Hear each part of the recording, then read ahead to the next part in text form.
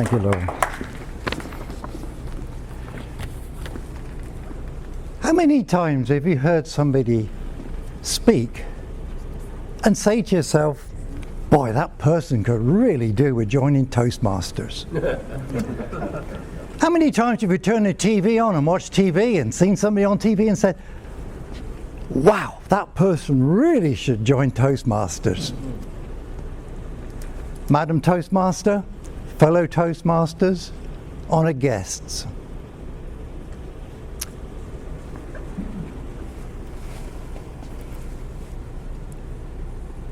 I want to talk about why I joined Toastmasters.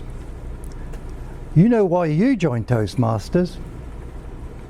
Let's talk about why I joined Toastmasters. What was my incentive?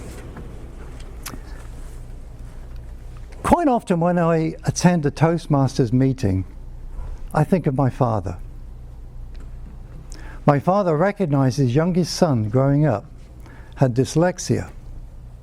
He had a lot of problems getting the words out.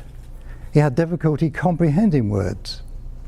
What he did, he sent me to school, to a private school for elocution lessons. And that was just a starting point in correcting my word blindness and my self-confidence. In 1961, I started a career, a very long career as it turned out, in the automotive industry. 1961, that was the year when JFK succeeded Eisenhower as president. Also the year when the Beatles performed for the first time in the Cavern Club in Liverpool. Good times. That start in the automotive career began with a 6-year apprenticeship with a 4-year college program in automotive technology. I graduated from that in 1968. 68. The midst of that vile war in Vietnam and all the protests that went with it. But 68 can also be more fondly remembered for songs like Harper Valley PTA, Sitting on the Dock of the Bay, and of course, Hey Jude. When I started work in the dealerships after I became a skilled automotive technician, the years went by very quickly. I got married, I raised children, and I worked for a race car company. But reality struck. I had to get a job in a retail dealership with a good, substantial paycheck and get home to the wife and kids each night. So in those years, I basically neglected my public speaking skills, my grammar, and my elocution from those earlier days. So the tipping point for me was when I opened a newspaper one day and I saw an advertisement for a training instructor at the largest British car company, which now is sadly defunct, like most of them are.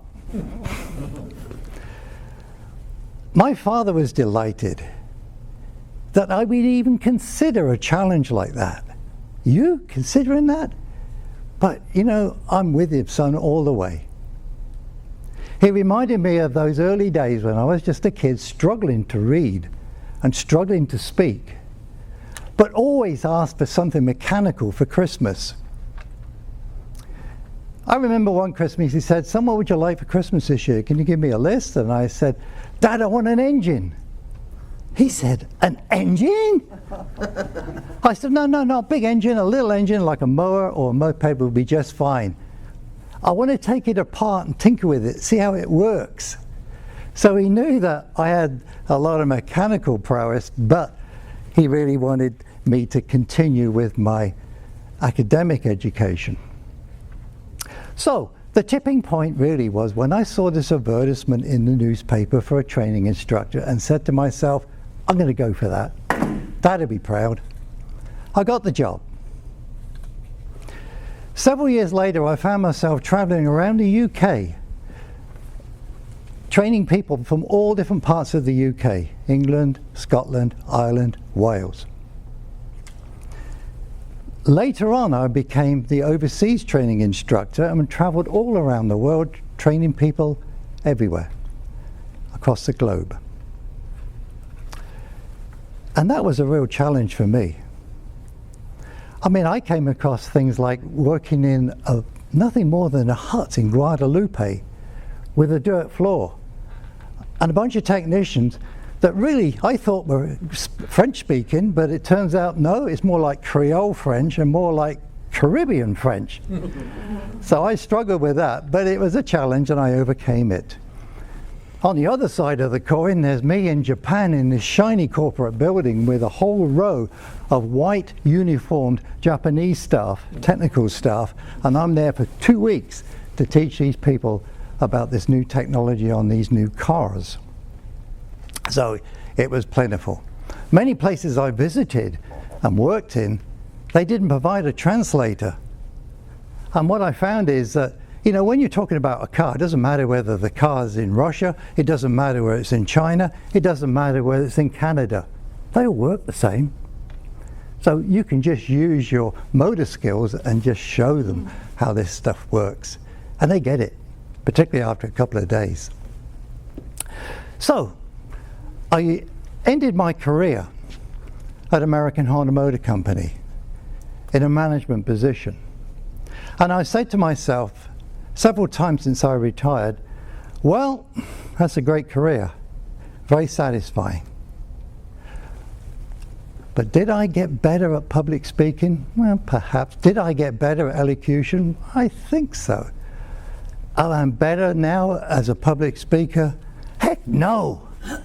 You never stop learning in this game. You never stop. It's continuous improvement. And that's why I was keen on joining Toastmasters. And thanks to Richard Day, who encouraged me to come up and join Four Seasons Toastmasters, or at least come as a guest. And I was hooked right from the first week. What Toastmasters has done for me in the 2 short years I've been with the club is it's taught me to be a better listener. It's taught me to think about what I'm saying and say it within 5 to 7 minutes. But it's also taught me to project my voice more, and I'm still working on that. So the club has been very fulfilling for me. I know it will be fulfilling for you and for our new members, and also our guests if they consider joining this club. I'll look back and I give thanks to my father. He did a great job in raising me. My mother died of a terminal illness when I was only 5 years old. So he was my mainstay. I want to say to my father today, I hope I've made you proud. And I know that he'll want me to do a really good job, accepting the role and with great honor as club president. So I say to my father today, thank you, Father. Happy Father's Day.